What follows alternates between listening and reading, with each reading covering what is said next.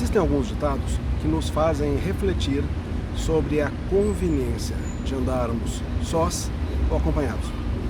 Você já deve ter ouvido algum deles, como quem anda sozinho pode ir mais rápido, mas quem anda acompanhado pode ir mais longe. Também pode ter ouvido que um cordão de 3 dobras não se pode romper, ou é mais difícil de romper. Ou ainda, uma andorinha sozinha não faz verão.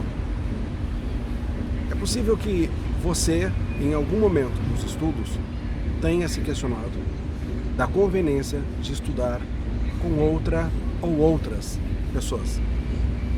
Isso é bem comum de acontecer. Às vezes a pessoa está há tanto tempo estudando sozinha, começa a questionar os seus métodos, começa a questionar se não valeria a pena estar sendo incentivada por outra ou outras pessoas e também estar incentivando as outras pessoas, entrar em um ambiente comum, com as dificuldades comuns, com as batalhas comuns. Isso é bem normal de acontecer. Também tem-se visto pessoas que, depois de estudar um tempo sozinhas, resolveram conseguir uma companhia para estudar. Às vezes um colega que conheceu em algum curso preparatório, algum ex-colega de faculdade, alguém que conheceu numa rede social, entendeu que havia algo em comum, e às vezes também grupos estudando juntos. Quando tudo fica bem afinado, isso é realmente o ideal, porque naquele contexto a pessoa se sente encorajada. A pessoa olha para o lado e sente que realmente não está sozinha. O problema é quando essas companhias começam a virar um empecilho para o estudo. Começam a gerar desvirtuamento daquilo que estava fazendo. Se chega à conclusão de que está acontecendo um atraso em relação ao ritmo que se tinha anterior. É muito verdade que cada pessoa tem o seu jeito. Nós temos sim padrões diferentes. Não havendo uma grande afinação, a possibilidade de gerar mais prejuízo que benefício é gigantesca. Eu tenho visto algumas pessoas estudando conjuntamente que não estão fazendo nada mais do que perder tempo. Isso é mais comum em grupos maiores. As pessoas estudam entre 3, 4, 5, às vezes 10 pessoas. E é muito difícil de orquestrar uma coisa dessas. A primeira situação é, vamos estudar juntos como? Em ambiente virtual ou em ambiente físico? Muita gente tem um grande empecilho de estudar em ambientes físicos. A pessoa não tem como se deslocar, não tem as melhores condições para poder ir encontrar a outra pessoa ou o seu grupo.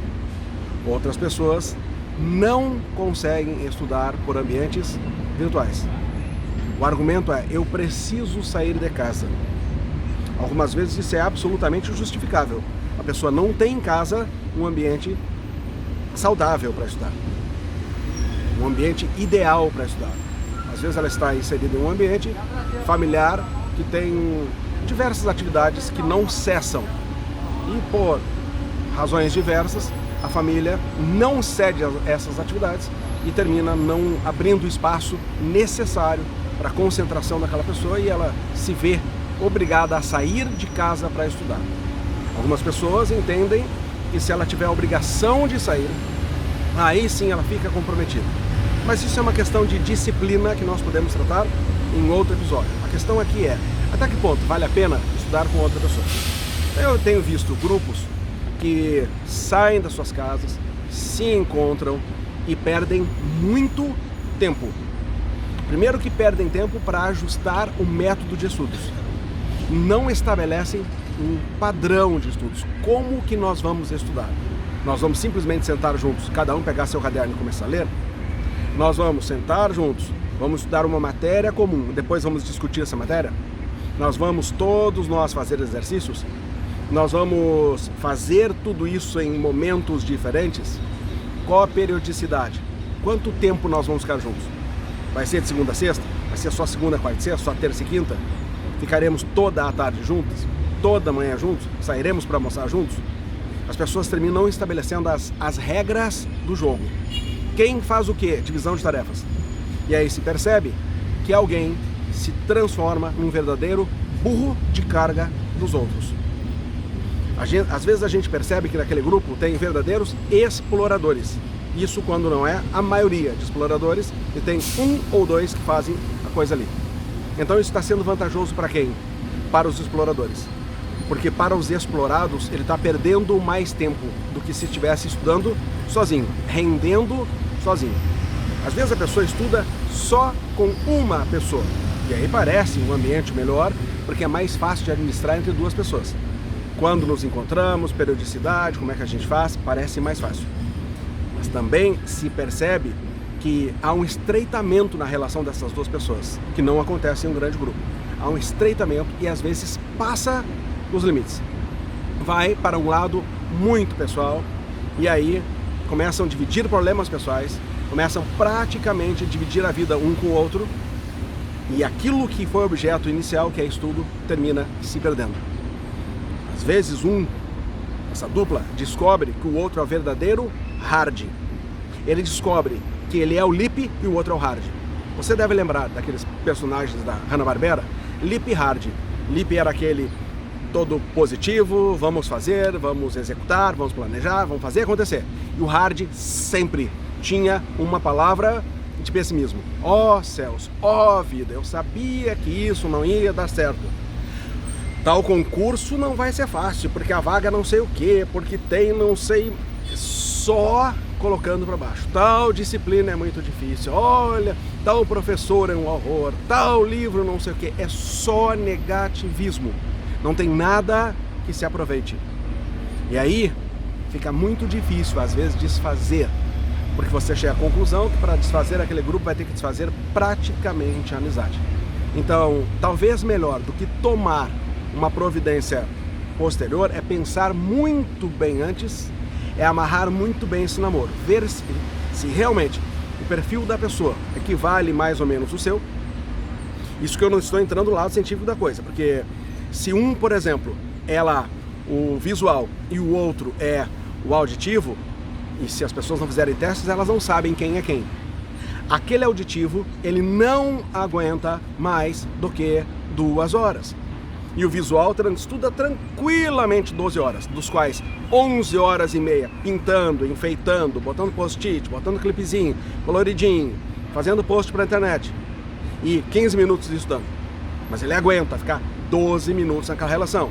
E o auditivo, em 2 horas, para ele é o que dá. Depois ele começa a dispersar.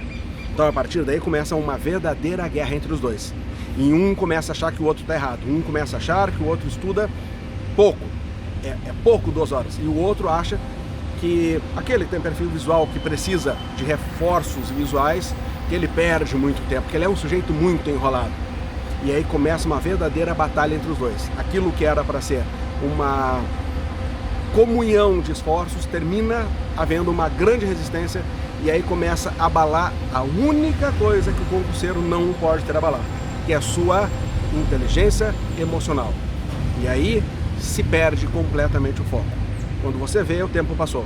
Porque normalmente se começa a estudar assim e a relação, até que ela fique completamente tóxica, insustentável, ela dura pelo menos uns 6 meses. E durante esses 6 meses você já perdeu muito tempo, você deu muitos passos atrás. Davi, devo concluir com isso que você está recomendando que não estude junto? Não. Deve-se concluir com isso que eu sugiro que você conheça bem, saiba bem onde você vai entrar para que você não perca tempo.